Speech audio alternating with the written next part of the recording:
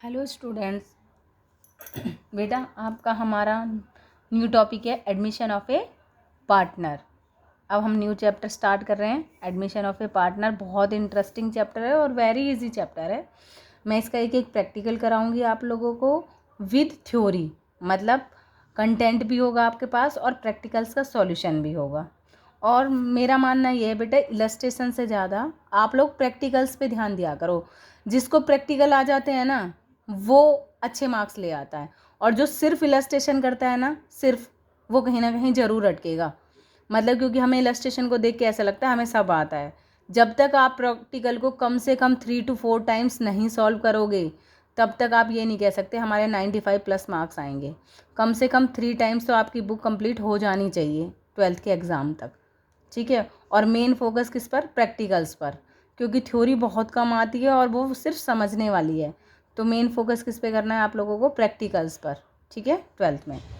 अब कह रहे हैं एडमिशन ऑफ ए पार्टनर। क्या है एडमिशन ऑफ ए पार्टनर? भाई क्यों एडमिशन करें हम पार्टनर का? हमें क्या ज़रूरत है एडमिशन करने की पार्टनर का? अच्छा खासा बिजनेस चल तो रहा है, फिर क्यों ज़रूरत पड़ रही है? देखो इसके पीछे कुछ रीज़न है। ये मेरी फॉर्म है, ठीक है, ये है मेरी फॉर्म, ठीक है, ये मेरी फॉर्म है। मेरे पास सब कुछ है। मेरे पास क्या क्या है? गुडविल भी है फर्म की, मेरे पास कैपिटल भी है, ठीक है। गुडविल भी है मेरे पास, कैपिटल भी है, और मेरे पास एसेट्स भी हैं, और मेरे पास लाइबिलिटीज़ भी हैं। लेकिन मेरा बिजनेस है ना, मैं और बड़ा करना चाहता हूँ, ठीक है। मैं अपना बिजनेस और बड़ा करना चाहता हूँ। मेरे पास उस बिज़नेस को बड़ा करने के लिए क्या नहीं है? कैपिटल नहीं है इतनी ज़्यादा। एक तो मेरे पास क्या नहीं है? एडिशनल कैपिटल नहीं है, और ठीक है मेरे पास क्या नहीं है? एडिशनल कैपिटल नहीं है मेरे पास, एक तो। और एक मुझे क्या चाहिए? एक्सपीरियंस बंदा चाहिए। क्या चाहिए? एक्सपीरियंस्ड पर्सन चाहिए, जो फर्म को और आगे ले जाए। मतलब जिसे हमसे भी ज़्यादा एक्सपीरियंस हो, जो हमसे भी ज़्यादा क्वालिफाइड हो, जिसमें कुछ टैलेंट हो। वरना टैलेंटेड नहीं है तो मुझे क्या ज़रूरत है, ठीक है। तीसरी बात, मुझे यहाँ पर एक्सपीरियंस बंदा ही क्यों चाहिए? मैं वर्कर्स भी तो बढ़ा सकती हूँ। वर्कर्स भी कर लूँ। पहले 100 थे, अब 200 कर लूँ, कर सकती हूँ ना ऐसे। लेकिन वर्कर्स के पास क्या नहीं होगी? नॉलेज। क्या नहीं होगी वर्कर्स के पास? नॉलेज। और मुझे तो वो भी चाहिए ना, मुझे सिर्फ काम ही थोड़ी ना कराना है, मुझे नॉलेज भी तो चाहिए। बिजनेस नॉलेज से भी तो बढ़ता है, सिर्फ काम करने से ही थोड़ी ना काम चलेगा। और दूसरी बात, वर्कर्स खुद इतने गरीब हैं बेचारे, कैपिटल कहाँ से लाएंगे बताओ? कैपिटल तो उनके पास है ही नहीं। मुझे क्या क्या चाहिए? कैपिटल भी चाहिए और मुझे एक्सपीरियंस भी चाहिए। किस चीज़ का एक्सपीरियंस चाहिए? नॉलेज का एक्सपीरियंस चाहिए। आ गई बात समझ में? तो मैं क्या करूँगी, एक, हम क्या है? पार्टनरशिप है ये, और ये हमारी क्या है? फर्म। ये क्या है? हमारी फर्म। तो भाई पार्टनरशिप में थे हम दो, ए एंड बी। हम क्या करेंगे?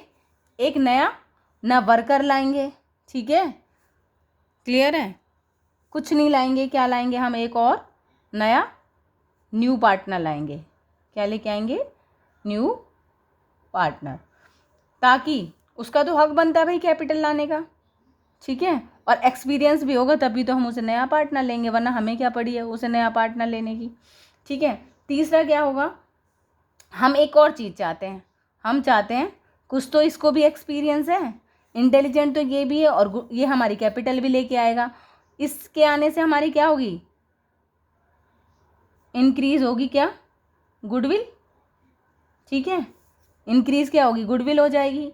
और रेपुटेशन क्या इंक्रीज होगी? एक तो हमारी गुडविल, भाई अच्छा अगर इंटेलिजेंट बंदा आएगा तो हमारी गुडविल भी तो इंक्रीज होगी, और एक हमारी रेपुटेशन अर्न हो जाएगी, ठीक है। तो हमें क्या, किस लिए नीड हुई? हमें कैपिटल चाहिए, हमें एक्सपीरियंस पर्सन चाहिए, और हम अपनी गुडविल को, हमारे पास भी है गुडविल, लेकिन हम और बड़ी करना चाहते हैं अपनी गुडविल को, अपनी दूर दूर तक अपना नाम जमाना चाहते हैं। तो हमें क्या चाहिए कि एक ऐसा बंदा चाहिए जो हमें कैपिटल भी दे दे, अपना एक्सपीरियंस भी हमसे शेयर कर ले, और जो हमारे को हमारी गुडविल में और चार चांद लगा दे। ऐसे कहते हैं ना, अरे उसके आने से ही कंपनी इतनी अच्छी चलने लगी।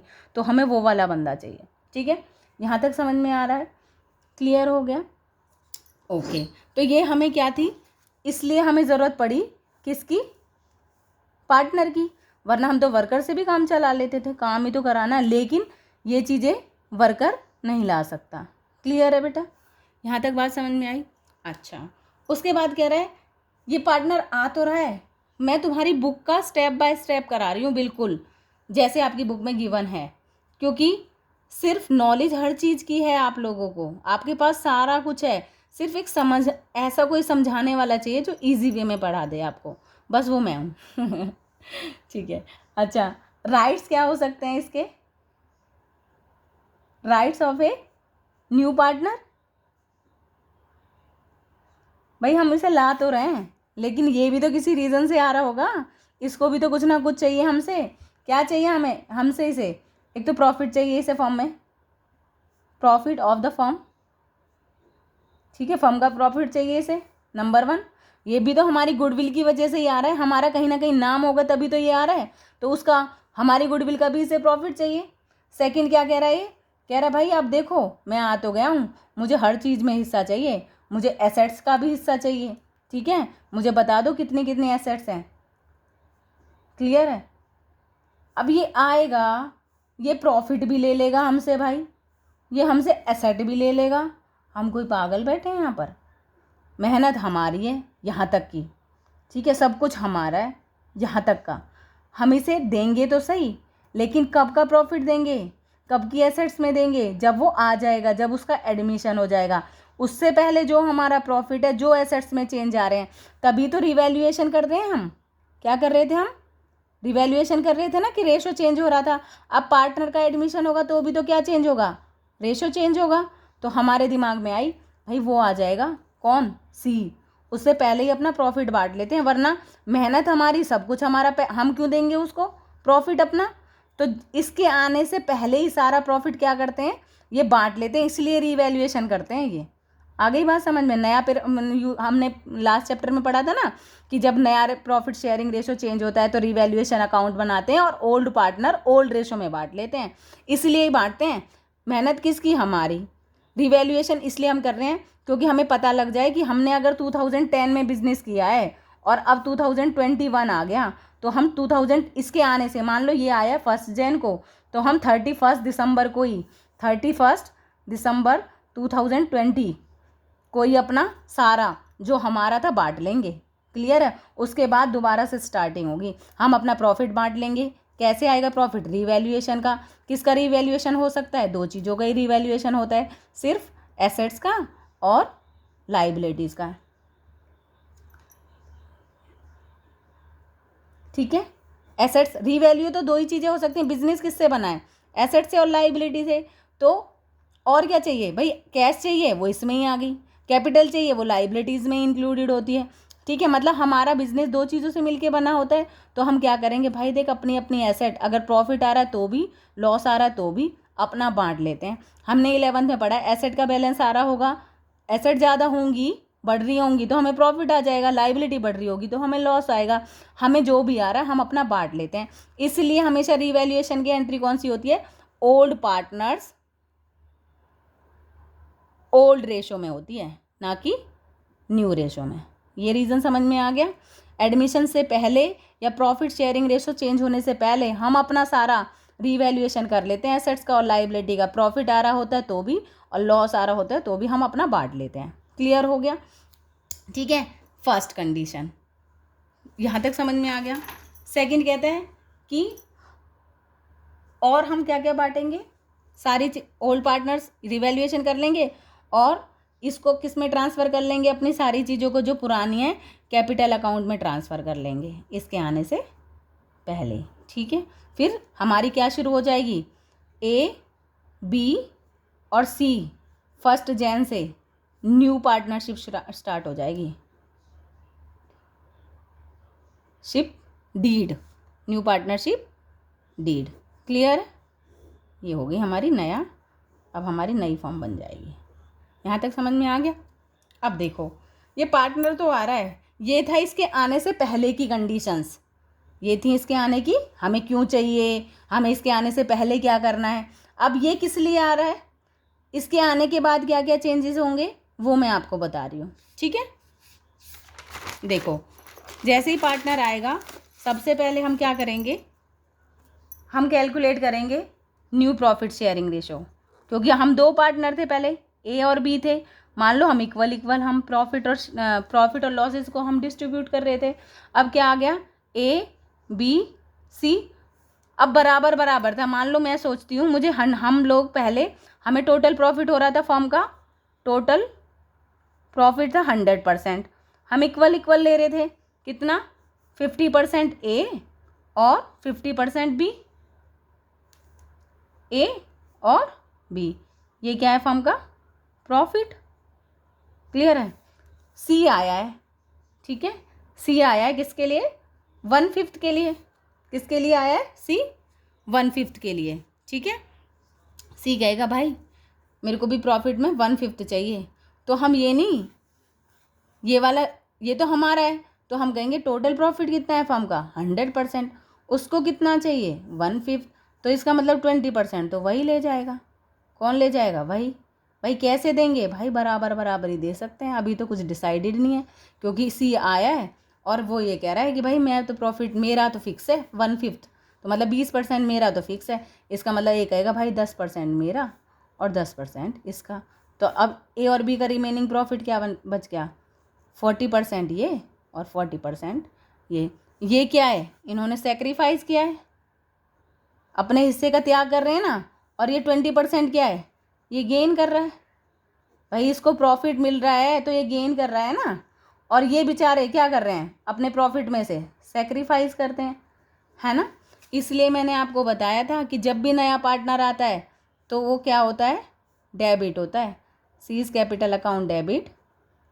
ठीक है, वो जितना लेगा ना इन फ्यूचर में 20%, उसके हिस्से में से हम ले लेंगे to A's capital to B's capital. हम कहते हैं भाई देख हम 20% तुझे देंगे आने वाले टाइम में, उसके लिए तुझे भी हमें कुछ ना कुछ तो देना पड़ेगा। आ गई बात समझ में, क्लियर हो गया।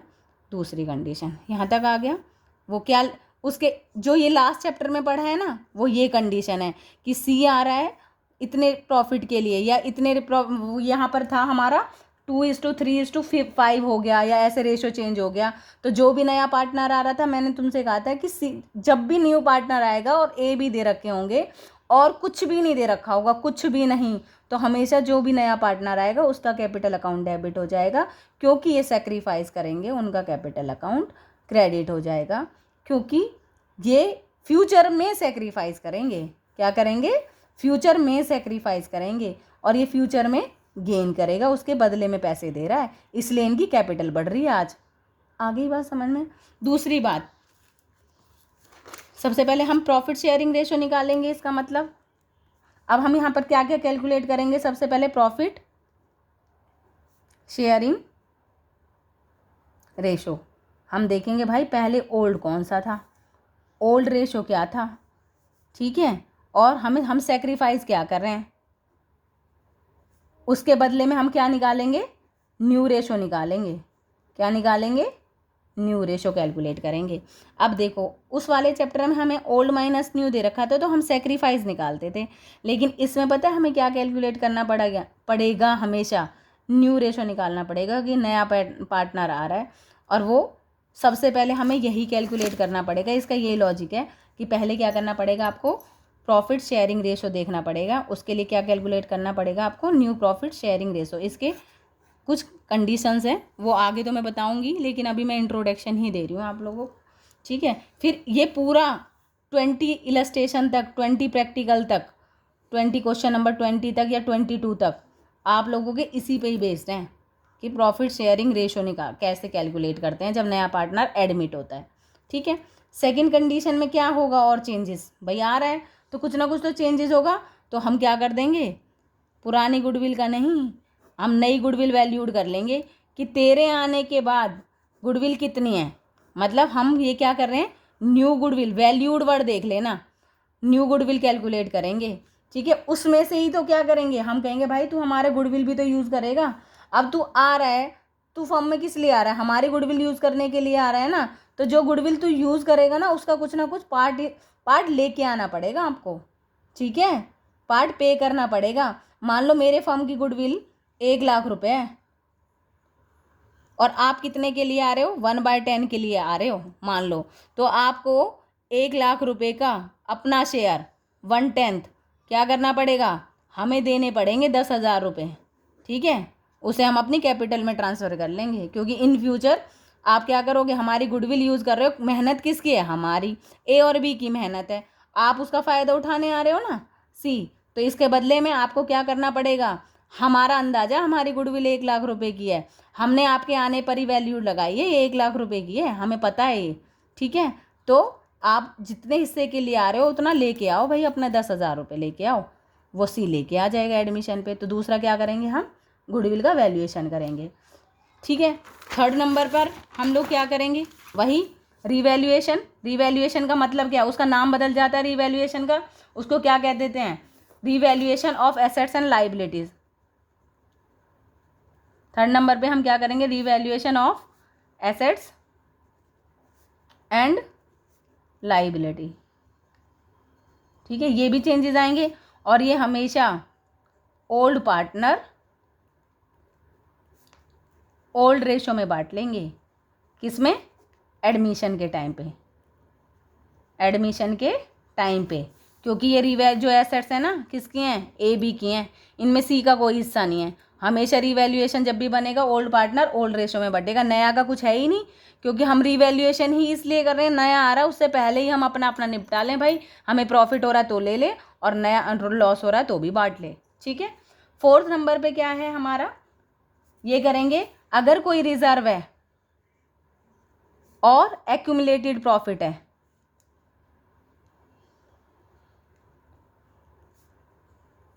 प्रॉफिट्स है, एक्यूमुलेटेड प्रॉफिट कौन सा होता है, सबको, सारे शेयर होल्डर्स को, सारे वर्कर्स को, ठीक है, सारे मैनेजर्स को, सारे स्टाफ को सैलरी वगैरह सब पे करने के बाद हम कुछ प्रॉफिट बचा के रख लेते हैं अनफॉर्सीन लॉसेस या लॉसेस के लिए, ठीक है, या कुछ रिजर्व बना के रख लेते हैं, वो भी किसका है, हमारा ही है, ओल्ड पार्टनर्स का। सी ने थोड़ी ना अपना हिस्सा दिया है, ये तो हमने बनाए थे ना, हमें लग रहा था ऐसा हो सकता है लॉस हो जाए, हमें लग रहा था ऐसा कुछ हो ना जाए, कहीं हमारे पास पैसे ना हो, हम किससे मांगेंगे फिर, ठीक है। तो हमने क्या करा था, एक छोटा सा रिजर्व बना लिया था, ठीक है, कुछ प्रॉफिट इकट्ठा कर लिया था, लगभग 10,000 का, 1 लाख का कह लो, कुछ भी कह लो तुम, हमने ये अर्न कर लिया था, ये किसका है, हमारा है। अब इसकी कोई ज़रूरत नहीं है, तो हमेशा क्या होगा, ये भी ओल्ड पार्टनर्स ओल्ड में बांट लेंगे, ओल्ड रेशो में, क्लियर है, जब एडमिशन होगा किसी भी पार्टनर का। यहाँ तक समझ में आ गया। रिवैल्यूएशन को भी हमारा है, हमने, उसका कोई शेयर नहीं है, रिजर्व भी हमने ही बनाए थे, एक्यूमुलेटेड प्रॉफिट भी, क्योंकि हम सिर्फ उससे गुडविल का हिस्सा मांगते हैं कि गुडविल भाई तेरा हिस्सा है, क्योंकि तू हमारी गुडविल यूज़ करेगा तो उसके बदले हमें पैसे दे, और जो हमारा हम उसे पहले ही बांट लेंगे, क्लियर है। लास्ट हो जाएगा बस fifth, adjustment of capital.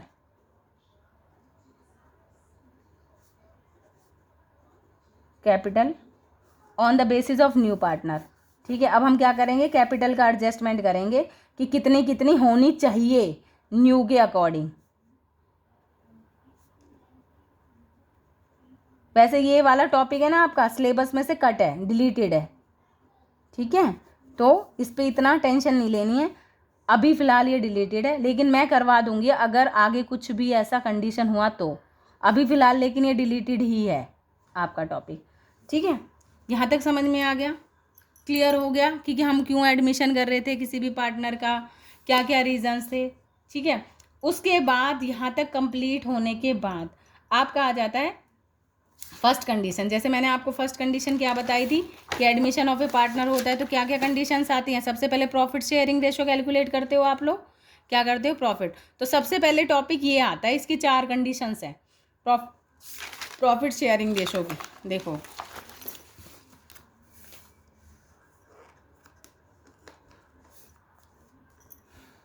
Calculate of new profit sharing ratio.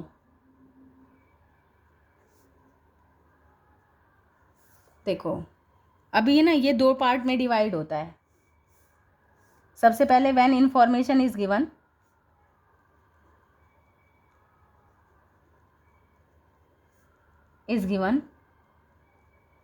When information is not given कर लो पहले, क्योंकि फर्स्ट कंडीशन आपकी यही है ए। और when information is given,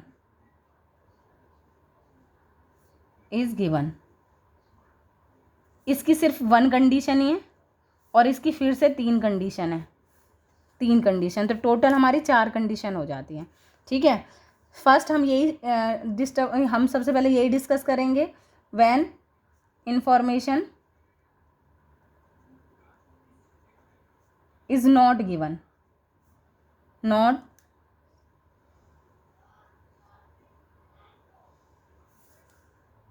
not given about old partners। देखो when information is not given about old partners and only new partners share is given। इसका मतलब है हमें ना ये तो पता होता है कि सी 1/4 के लिए आ रहा है, सी 1/4 के लिए आ रहा है, लेकिन हमें ये नहीं पता होता कि वो किससे कितना रेशो लेगा। ठीक है, जैसे फॉर एग्जांपल मान लो A and B are partners, ध्यान से सुनना, A and B are partners sharing profit and losses in 3:2 ratio. ठीक है, और कहेगा they admit C for 1/5 share, बस। और आगे कोई इन्फॉर्मेशन नहीं मिलेगी कि सी ने ए से कितना लिया, सी ने बी से कितने लिए, कुछ नहीं इन्फॉर्मेशन होगी। पहली कंडीशन यही है कि वो कहेगा ए बी पार्टनर है और उन्होंने सी को एडमिट किया, बस ख़त्म हो गई, यहीं पर इतनी इन्फॉर्मेशन होगी। लेकिन सी ने किससे कितना लिया या ए बी ने कितना सेक्रीफाइस किया अपने शेयर का, ऐसी कोई इन्फॉर्मेशन नहीं होगी। नो इन्फॉर्मेशन इज़ गिवन का मतलब होता है आगे कोई इन्फॉर्मेशन नहीं गिवन है। तो कैसे कैलकुलेट करोगे आप, देखो क्या करोगे आप, ए और बी पार्टनर है, उनका रेशो कितना है 3:2। ठीक है, they admit C for 1/5 share. अब इसने कह दिया भाई मैं तो सी 1/5 लूँगा सीधा सीधा, तो हम देखेंगे भाई सी तो 1/5 ले लेगा, भाई तेरे और मेरे कितने बचेंगे, वो कहेगा 5 - 1, तेरे मेरे बचेंगे 4/5। ठीक है, ये किसके हैं, दोनों के हैं, ए के और प्लस बी के अब बचे हुए, तो यहाँ पर क्या आ जाएगा, रिमेनिंग शेयर। अब कुछ बच्चों को बड़ा कन्फ्यूजन होता है, वैसे जब इन्फॉर्मेशन कभी गिवन नहीं होती तो हमेशा कुछ टीचर्स ऐसे समझाते हैं भाई एक मानना है पूरा प्रॉफिट टोटल। जब भी कुछ क्लासेस में ट्यूशन्स में कहते हैं कि फर्स्ट कंडीशन में टोटल प्रॉफिट क्या मानना है, 1 मानना है। लेकिन इसके पीछे क्या रीज़न है, जब ए और बी प्रॉफिट शेयर कर रहे होंगे, ए का कितना होगा टोटल 3/5, ए का शेयर कितना है 3/5, बी का शेयर कितना है 2/5। अगर मैं कहूँ इन दोनों का मिलके शेयर कितना है ए प्लस बी का, तो कितना कर दोगे आप, 3/5 + 2/5 = 5/5, और ये कट जाएगा। तो इसका मतलब दोनों का टोटल शेयर कितना था 1। तो जब भी ये ज़रूरत नहीं है आपको कैलकुलेट करने की, ये डायरेक्ट ही ना, जब कोई इन्फॉर्मेशन नहीं होती हम डायरेक्ट 1 मान लेते हैं। तो अगर टोटल हम दोनों का प्रॉफिट 1 था और C 1/5 के लिए आ गया तो हमारा प्रॉफिट कितना बच गया 4/5। हम क्या करेंगे, जो ये हमारा प्रॉफिट है बचा हुआ उसको अपने ओल्ड रेशो में बांट लेंगे। आ गई बात समझ में। C को उसका शेयर देने के बाद जो हमारा प्रॉफिट बचेगा उसे कौन से रेशो में बांट लेंगे, अपने ओल्ड रेशो में। क्लियर हो गया। अब जैसे मैं कहूँ भाई देखो एक केक है ना, उसमें से वो कह रहा है, उसमें से मान लो कह रहा है भाई 1/4 तो मैं खा रहा हूँ, ठीक है, ये 1/4 खा लेगा, ये C का शेयर है। इस बचे हुए को वो या तो अपने रेशो में बांटेंगे क्योंकि इक्वल इक्वल तो है नहीं, वरना आधा आधा कर लेते, ये दोनों ऐसे बांट लेते, ये A खा लेता ये B खा लेता। लेकिन आधा आधा नहीं है, क्या दे रखा है 3:2 के रेशो में, तो लगभग इसका 3 है तो लगभग यहाँ आ जाएगा। आ गई बात समझ में। लगभग A का शेयर कहाँ आ जाएगा, यहाँ पर A और थोड़ा कम B का है। आ गई बात समझ में। तो इस वाले को किस में बांट लेंगे, अगर बराबर बराबर होता तो हाफ ये ले लेता A, हाफ B ले लेता, लेकिन इक्वल नहीं है ना, क्या है इस रेशो में, तो A और B का न्यू रेशो में निकाल सकती हूँ। कैलकुलेट कर सकते हो या नहीं कर सकते हो, तो हम आगे वाले पेज पे करेंगे। हम कहेंगे अब आगे D का हो गया, हम कहेंगे अब A का न्यू शेयर क्या होगा, A शेयर क्या बचेगा हमारा 4/5 तो रिमेनिंग है, और A B का था कितना, A और B का शेयर क्या था 3:2। इस रिमेनिंग को ही अपने रेशो में ले लेंगे। तो 4/5 का A का कितना है 3/5, तो कितना हो जाएगा ये 12/25। क्लियर है। B का शेयर क्या हो जाएगा 4/5 का, उसका रेशो कितना था 2/5, यहाँ पर हो जाएगा 8/25। इन दोनों का तो कंफर्म हो गया। C का कितना था, C तो कह रहा था भाई मेरे को तो 1/5 चाहिए। क्लियर हो गया यहाँ तक, इसको तो पूरा 1/5 चाहिए। ऐसा करने के बाद हम क्या करेंगे, ये इनका नया शेयर आ गया अब, और ये तो आया ही नहीं के लिए ही था, ये इसका दे ही रखा था, तो new share of A is to B is to C। Remainder same करना है एंड में, यहाँ तक हो चुका है क्वेश्चन, लेकिन एंड में क्या करना है, रिमाइंडर सेम करना है। तो A का कितना था 12/25, B का बचा हुआ नया शेयर कितना है 8/25, और C का कितना है 1/5 के लिए। तो लेकिन ये 1/5 के लिए तो हम तीनों को इक्वल करना है हमको, क्योंकि सबका प्रॉफिट अब 1 होगा, तो तीनों को रिमाइंडर सेम करना है। तो ये आ जाएगा 12, ये आ जाएगा 8, और ये आ जाएगा आप लोगों का 5, तो 12, और तो अब तीनों का मिलके 25/25 मिलके हो गया ना 1। आ गई बात समझ में। इसलिए यहाँ पर कुछ बच्चे इसको यहीं छोड़ देंगे तो गलत हो जाएगा। अब हमें रिमाइंडर सेम करके 1 करना है ना प्रॉफिट, इसलिए हमेशा एलसीएम लेके सेम करके तभी इसका आंसर कैलकुलेट होता है। आ गया होगा समझ में। ये इसकी फर्स्ट कंडीशन है। जब भी न्यू पार्टनर्स किससे कितना ले रहा है इसके बारे में कोई इन्फॉर्मेशन गिवन नहीं होती बेटा, तो उस कंडीशन में हम क्या करते हैं, रिमेनिंग निकाल लेते हैं और ओल्ड पार्टनर्स ओल्ड में बांट लेते हैं। ख़त्म। ठीक है, ये फर्स्ट कंडीशन है। अब बचेंगी आपकी 3 कंडीशंस। कौन सी, when information is not given, mention is not given. इसकी 3 कंडीशन हम नेक्स्ट वाली अपनी वीडियो में देखेंगे। ठीक है, बहुत इंटरेस्टिंग सा है। अगर ये नहीं आए आप लोगों को रेशो, तो आपका 8 मार्क्स का क्वेश्चन रॉन्ग हो जाएगा, क्योंकि एडमिशन आपको 8 मार्क्स दिलाता है। 8 तो दिलाएगा ही, और 1 में आएगा वो अलग।